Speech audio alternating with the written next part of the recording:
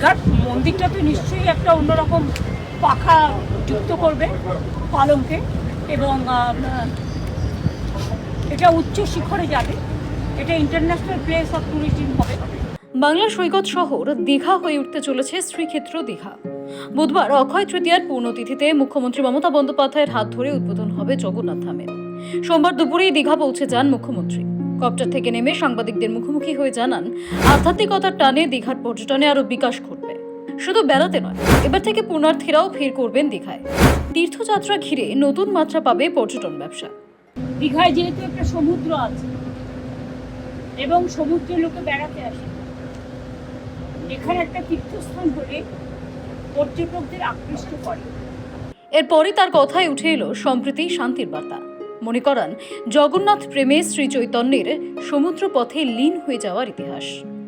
না, এটা সমুদ্র স্রোত, এবং সমুদ্রের মধ্যেই তো আমাদের বাংলার সবচেয়ে বড় শান্তির প্রতীক নামধাম, যেটা শান্তি চৈতন্যদেব কত বছর আগে তিনি এই মন্ত্র নিয়ে তিনি অনেকদিন পুরীতে ছিলেন, এবং তিনি তার মধ্যে কথাটা বেরিয়েছিল নয়ন পথগামী জগন্নাথ। সোমবার দুপুর 12টা নাগাদ কপ্টারে দীঘা পৌঁছন মুখ্যমন্ত্রী।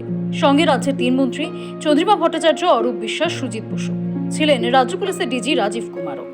মুখ্যমন্ত্রীর কথায় এই জগন্নাথ ধাম নতুন ও পুরনো প্রজন্মের জন্য নতুন একটি কৃষ্টি সম্প্রীতির মেলবন্ধন হয়ে থাকবে। যারা কাজটা করেছেন খুব ভালোভাবে করেছেন।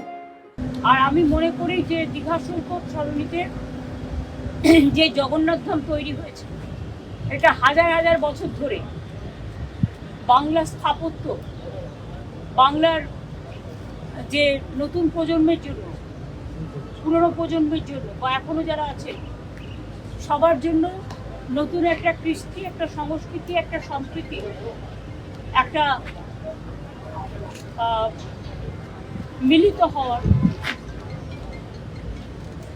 একদিকে আধ্যাত্মিকতা, আধ্যাত্মবাদ, অন্যদিকে সম্প্রীতি, সবারই আহ্বান, এইসব মিলিয়ে মিশিয়ে আমার মনে হয় যারা কাজটা করেছে খুব ভালো করেছে। সমুদ্রের জন্য বিখ্যাত দীঘা, সেখানে বছর ভরে লক্ষ লক্ষ পর্যটকের সমাগম হয়। জগন্নাথ মন্দিরের দৌলতে দীঘার পরিচয় কি বদলে যাবে? মমতা বন্দ্যোপাধ্যায় বলেন, এই মন্দির দীঘার মুকুটে নতুন পালক যোগ করবে, দীঘা আরো উচ্চ শিখরে যাবে। মুখ্যমন্ত্রী এও বলেন, আগে দীঘাতে কিছুই ছিল না, ধীরে ধীরে দীঘায় গেট তৈরি করা হয়েছে, সৈকত নগরীকে সাজিয়ে তোলা হয়েছে, 7 কিলোমিটার বিচও তৈরি হয়েছে।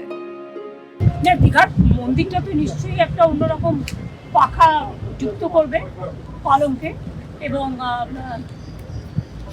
এটা উচ্চ শিখরে যাবে। এটা ইন্টারন্যাশনাল প্লেস অফ ট্যুরিজম হবে। কিন্তু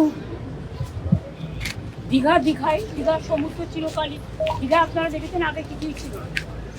এখন দীঘা গেট থেকে শুরু করে সৈকত সরণি থেকে শুরু করে 7 কিলোমিটার ধরে বীজ তৈরি করা থেকে। ইতিমধ্যে গত কয়েকদিন ধরেই দীঘার জগন্নাথ মন্দিরের বিভিন্ন দেবদেবীর আরাধনা চলছে। সকাল ও সন্ধে আম ও বেলকাঠ দিয়ে চলছে বিশ্ব শান্তি যজ্ঞ, হচ্ছে মঙ্গল মন্ত্র যজ্ঞ।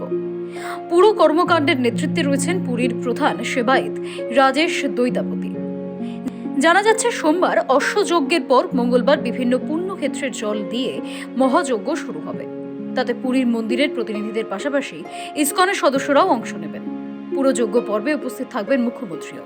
তারপর বুধবার অক্ষয় তৃতীয় পুণ্যলগ্নে মন্দিরের উদ্বোধন হবে। অনিমেষ প্রামাণিকের রিপোর্ট, সময়, কলকাতা।